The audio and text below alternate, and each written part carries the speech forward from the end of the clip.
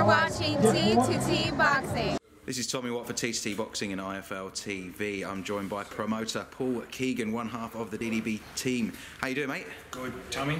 Good. End of your debut show, and yes, a resounding success from top to bottom. Really, not a boring fight on the card, and everything ran smoothly. So you can take a deep sigh of relief now, I imagine. Yeah, it's all done now. It's been a long 10 weeks, but a long day today. It's 16, 17 hour day today, so yeah, but it was good. I think we delivered on what we wanted to do, and you know, the whole plan was to put on a show, and we felt we did that, a really good show, a quality show. Definitely, there was a fantastic atmosphere out there. I know that one of the key drivers for you was to bring that sort of football atmosphere to the show, and certainly when Dennis came out, we had that. The place was absolutely rocking, and he did his part and delivered with a fantastic performance. Dennis, I thought that was the best I've ever seen Dennis, to be honest. You know, Dennis had a bit of an injury last week, which we obviously weren't going to put out there, and he was sort of touch and go, to be really honest, whether this fight was going to go ahead last Wednesday. So he didn't train for the last probably week of that fight, but that's the best I've ever seen Dennis. You know, best I've ever seen his boxing. The things that have changed since he's working with Glenn. You know, and he wanted that knockout tonight. He went for it, but that guy was. He's been knocked out once. You know, and to put it into perspective, what Dennis has done, he's beaten a guy who's ranked in the WBC, IBF, WBA above him. You know, and beating him handily as well. Like won every round, quite comfortably, and he was having fun in there.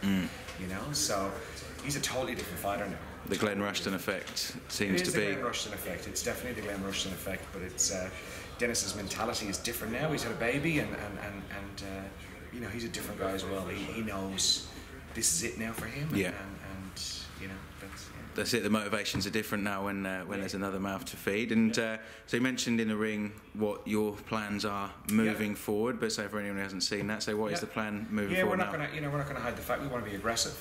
We want to be aggressive with Dennis's career. He's 32 now. You know, DDP is not about signing boxers; it's putting on shows.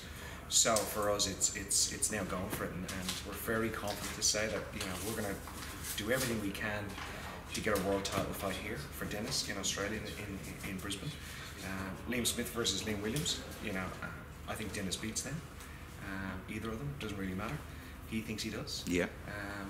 So we want to do it. We want to put it out there and say we want to fight the winner for the title. Cotto's going to retire after December. We all know that. So.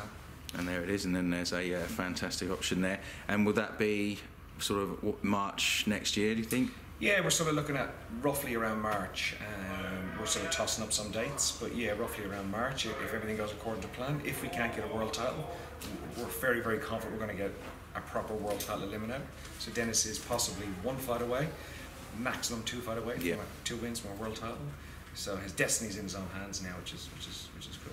Excellent. Well, look, thanks a lot for your time and your hospitality all this week. It's been fantastic. Great show tonight, and I think you probably deserve a few beers and a chance to sit down and relax a little bit. Yeah. Cheers. Thanks. Thanks, Paul. There you go.